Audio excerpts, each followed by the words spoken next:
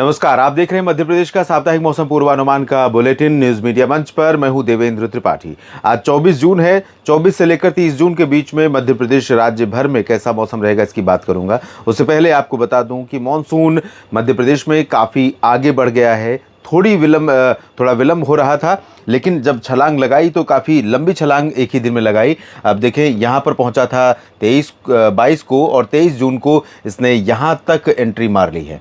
अब ये उज्जैन से, विदिशा से होते हुए सीधी से होकर गुजर रहा है और अगले 2 दिनों में, आज और कल में भी और प्रोग्रेस होने की संभावना है। खासतौर पर 26 कल तो नहीं ज़्यादा चांसेस हैं, लेकिन 26-27 जून में अच्छी खासी संभावना है। तो 26-27 में हो सकता है पूरे मध्य प्रदेश को मानसून कवर कर लेगा और ऐसे में बारिश की गतिविधियां भी 26 से बढ़ने की संभावना है।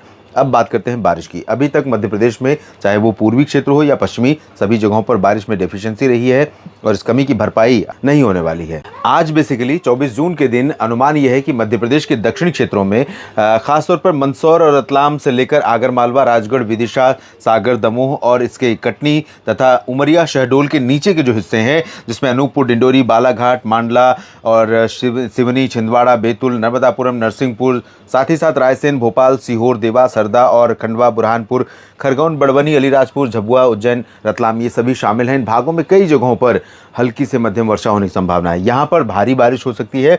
झबुआ, अलीराजपुर, रतलाम और उज्जैन, शाजापुर, इंदौर, देवास, सीहोर, खंडवा, हरदा, खरगोन, धार में, इन भागों में भारी बारिश हो सकती है। बाकी जगहों पर हल्की से मध्यम वर्षा की संभावनाएं आज दिखाई पड़ रही हैं और उत्तरी क्षेत्रों में चांसेस बारिश के ना के बराबर हैं, लेकिन कुछ बादल यहाँ पर भी आ सकते हैं, जिसमें ग्वालियर, श्योपुर, मुरैना, भिंड, दतिया और शिवपुरी, साथ ही साथ निवाड़ी, टीकमगढ़, छतरपुर, पन्ना, सागर, दमोह और सागर के ऊपर के जो रीजन है, सत्ता, रीवा, सीधी, सिंगरौली, इन भागों में भी हल्की वर्षा या हल्के बादल पहुंच सकते हैं, जिनसे बारिश हो सकती है।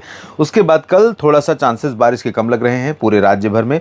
पूर्वी क्षेत्रों में कुछ स्थानों पर और उसके बाद पश्चिमी क्षेत्रों में कुछ जगहों पर हल्की वर्षा हो सकती है। मध्य भागों में चांसेस बहुत कम रहेंगे और फिर मौसम बदलेगा 26 जून से। 26 जून से इधर से काफ़ी अच्छे बादल बढ़ने शुरू होंगे और जिसके चलते मानसून भी कवर करेगा पूरे राज्य को। और 26 से लेकर 30 जून के बीच में अनुमान यह है कि गुना, ग्वालियर तक बारिश पहुँच जाएगी। 27-28 जून में अच्छी खासी बारिश और मुरैना, दतिया, भिंड में भी बारिश पहुंच जाएगी 27-28 जून तक।